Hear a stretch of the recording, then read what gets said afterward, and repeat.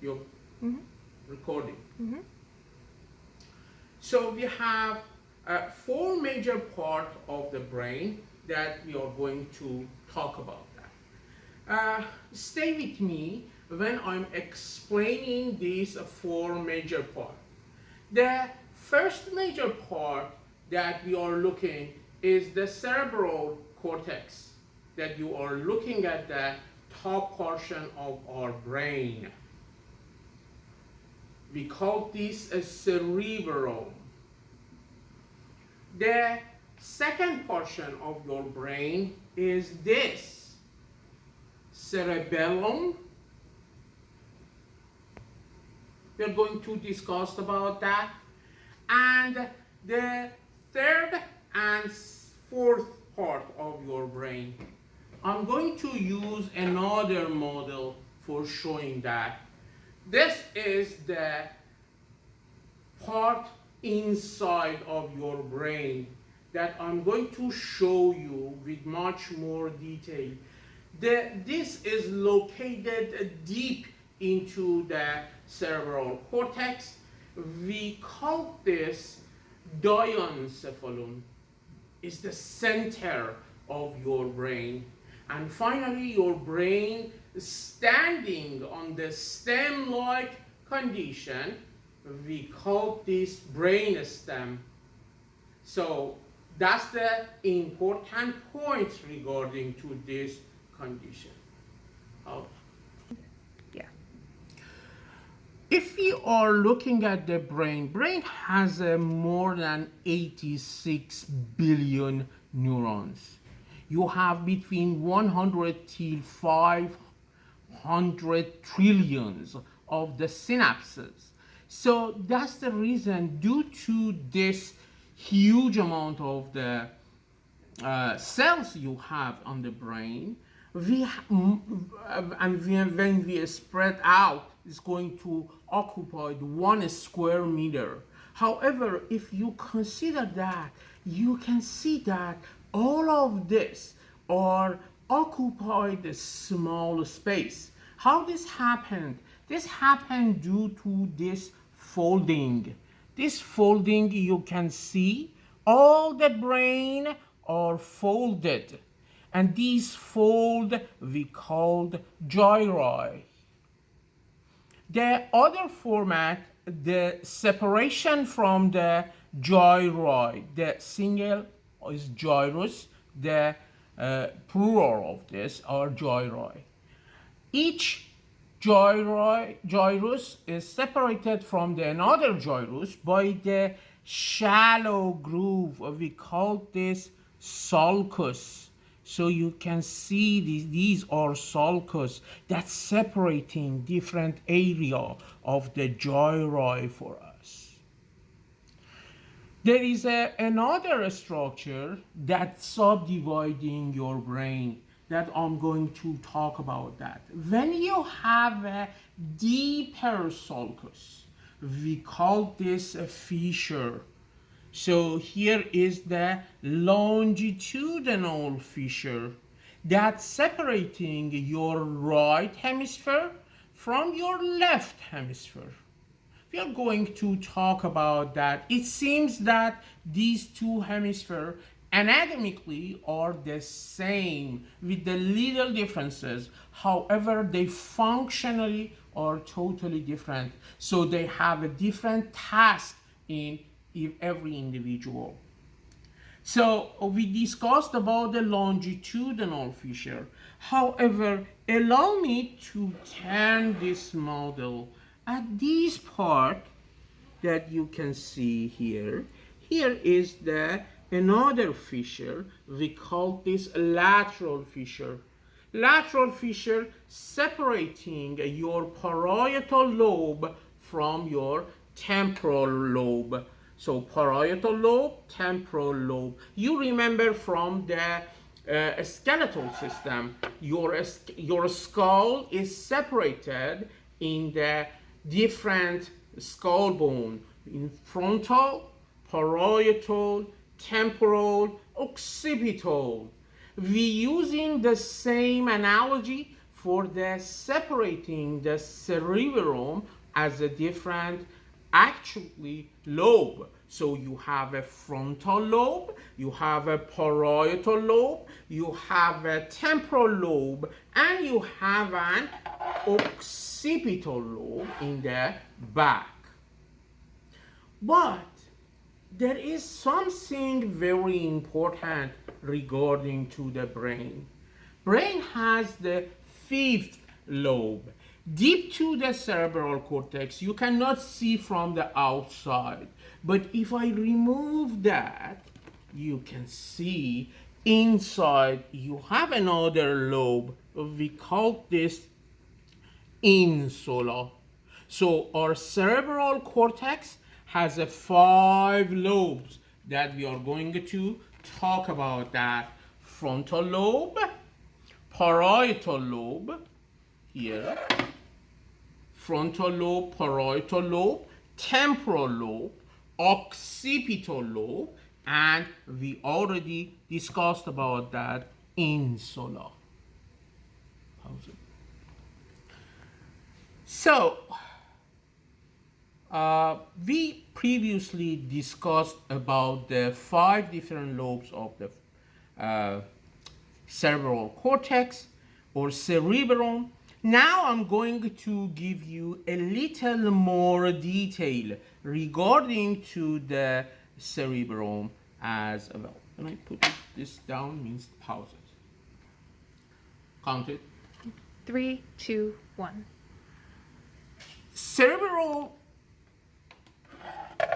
cortex or cerebellum has a different actually lobes. I want you to see this sulcus for us. This sulcus is very important. We call this a central sulcus. Central sulcus is the border between frontal and parietal lobe. That's the important point for us. So we have a central sulcus. So why this is important? Why this sulcus is important? I'm going to explain that why this sulcus is important. But before we go and talk about that, I want you to pay attention to this condition. When you are looking at your subject from the view of the camera, you are looking at the front. So the first gyrus you can see is the before the central sulcus. We call this precentral gyrus.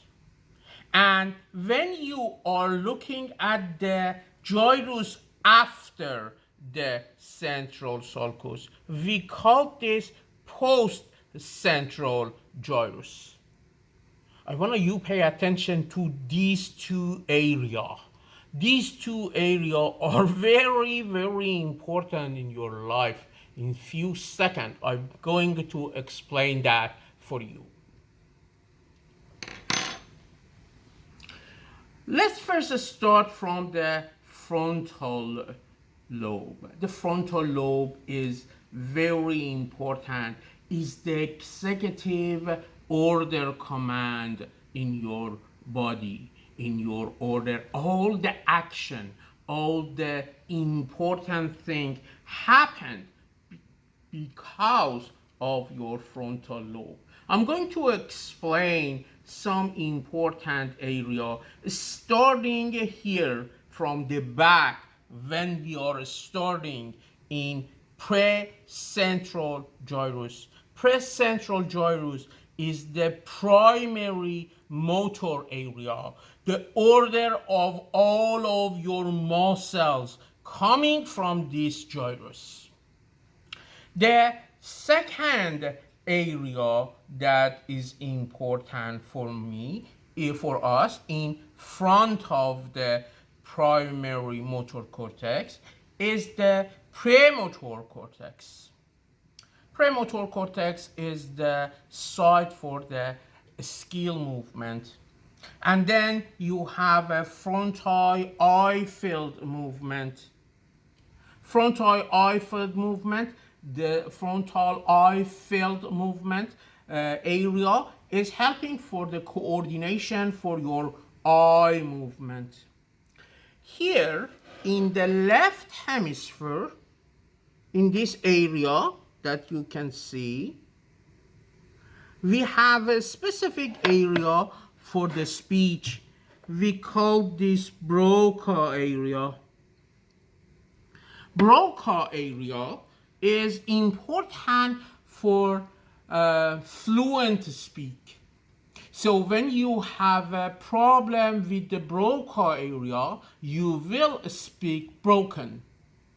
And your speech has a lot of actually pauses. Example,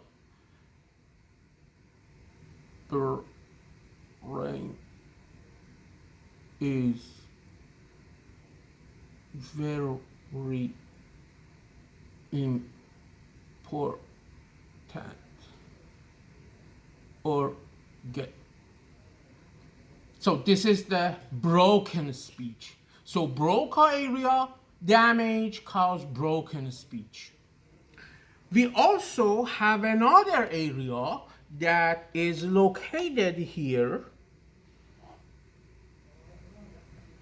in the back, here in the parietal occipital temporal area.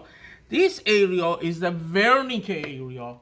Wernicke area is important for speech as well as a comprehensive speech. So if the Wernicke area is damaged, you will have the problem for meaningful speech. You are telling something that doesn't have any meaning.